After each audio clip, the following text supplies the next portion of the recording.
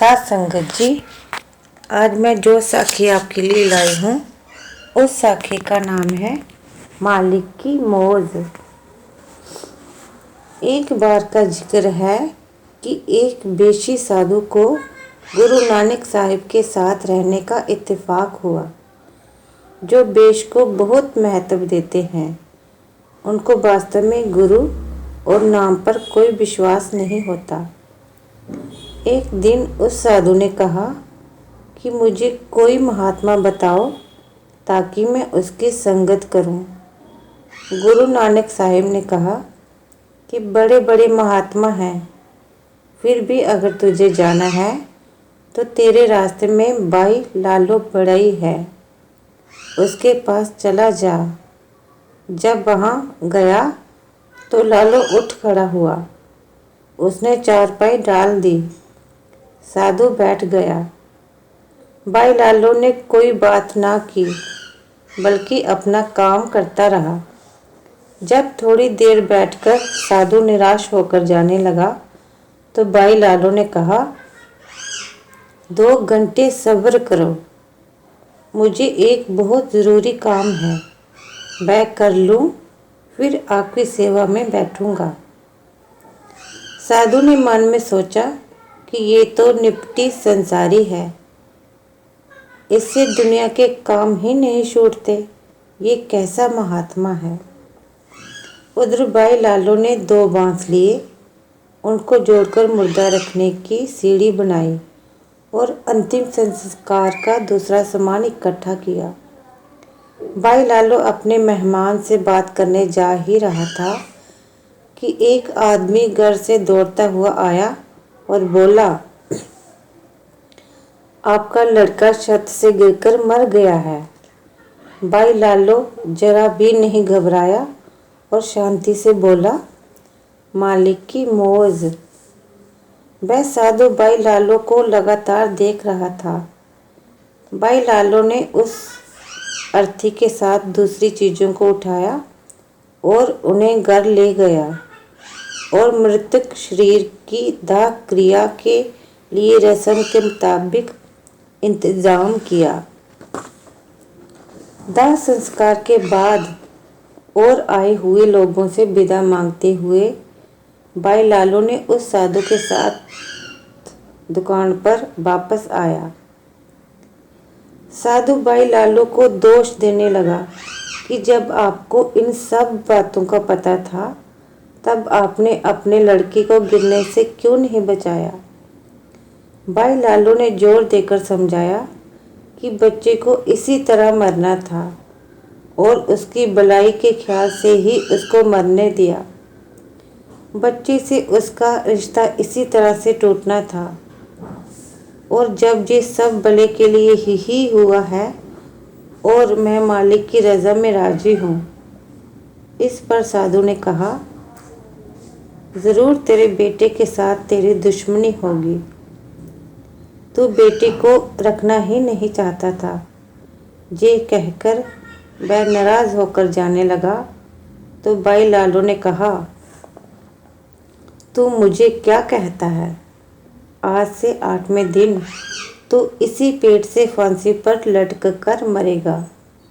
अगर बच सकता है तो बच जा। मैं तो यही समझता हूँ कि जो कुछ होना होता है होकर ही रहता है। अब साधु को चिंता हो गई कि कहीं मेरे साथ भी ऐसा ना हो। सोचा कि इस पेड़ से बहुत दूर चला जाऊं तो इससे फांसी लगने का सवाल ही नहीं रहेगा।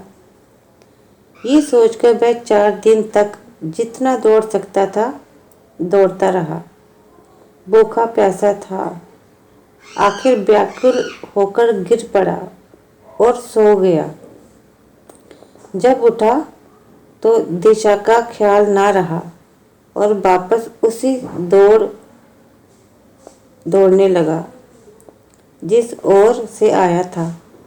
फिर 4 दिन तक लगातार भागता रहा और आखिर उसी जगह पहुंच गया जहां से 8 दिन पहले भागना शुरू किया था। जब 8 दिन हो गए तो दिल में सोचता है कि अब मुझे कौन फांसी पर लटका सकता है। मैं तो उस पेड़ से कोसों दूर हूँ। भाई लालो झूठा है, मेरा आज का दिन ही बाकी है। ये सोचकर उसी पेड़ के नीचे सो गया। उधर वहाँ से कुछ दूर एक शहर में कुछ चोरों ने चोरी की और माल लूटकर वहाँ से निकले।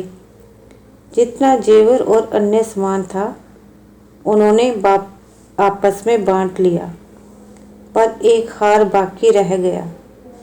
ख्याल किया कि उसको तोड़कर बांट लें। फिर कहा कि ये बहुत खूबसूरत है, क्यों ना इसे साधु के गले में डाल दें। ये सोचकर हार उस सोए हुए साधु के गले में डालकर वह चले गए। जब दिन निकला तो सिपाहियों ने चोर की तलाश में निकले हुए थे। उस साधु को पकड़ लिया और हाकिम के पास ले गए। उस जमाने में सज़ा सख्त होती थी। हाकिम ने बिना बयान लिए उस फांसी की सज़ा सुना दी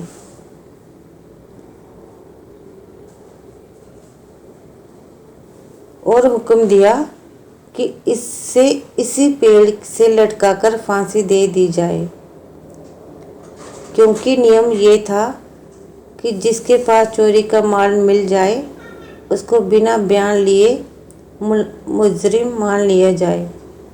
फिर जिसको फांसी देनी थी उससे पूछ लेते थे कि तुझे किसी से मिलना हो तो बता, ताकि मिला दें।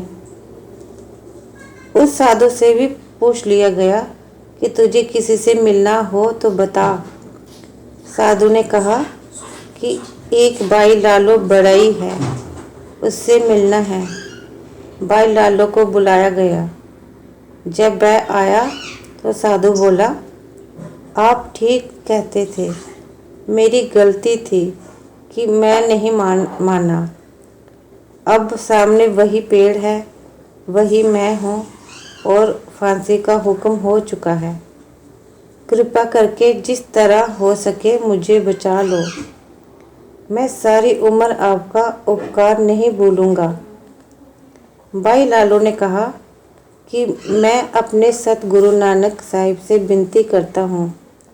आशा है कि वे मेरी विनती मानकर तुझे बचा लेंगे। तू आधा घंटा सब्र कर। इतने में खबर आई कि चोर पकड़े गए हैं।